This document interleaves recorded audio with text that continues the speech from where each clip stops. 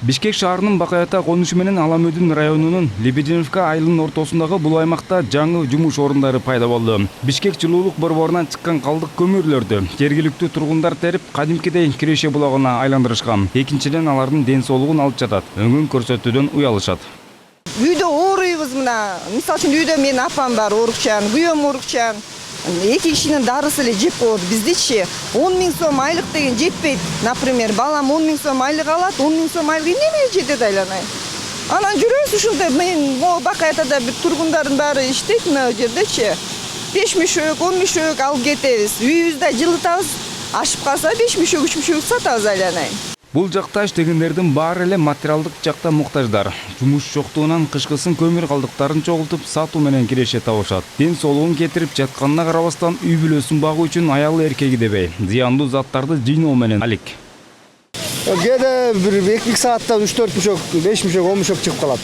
Кээде 15 мешокко чейин чыгып калат. Кээде жок болуп калат. Анан салып алып ошол сатабыз, үйгө алып барып жагабыз. Канчадан сатасыңар? Ар кандай 70 сом, 60 сом, 100 сом ар кандай болуп калат. Кээде таш чыгып калып атпайбы монтипчи. Ташын теребиз кол менен.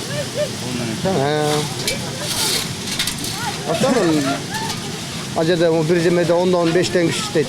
200 сомдон тет күнүнө, 300 сом кээде. Кээде жок болуп калат.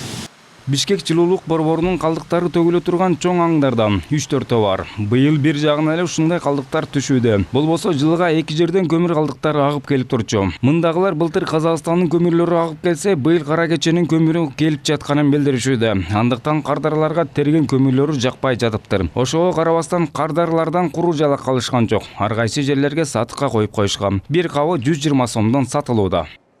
Сиздерге өзүм сурап берсем. Жок, алып келип берсе.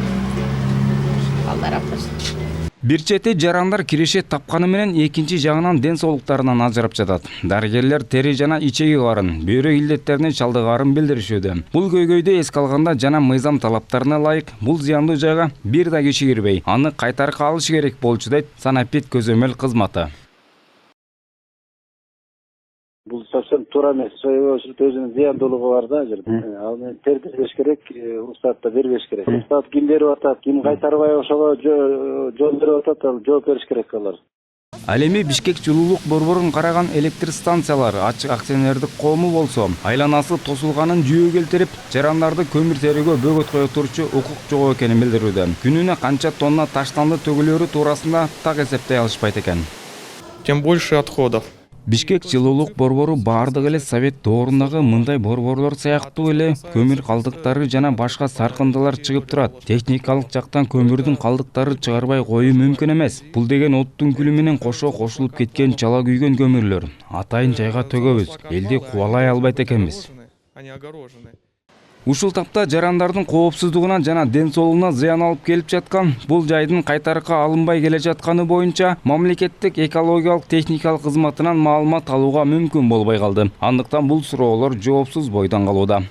Улукбек Кутманбаев, Тилек Аскатбеков, События Бишкек.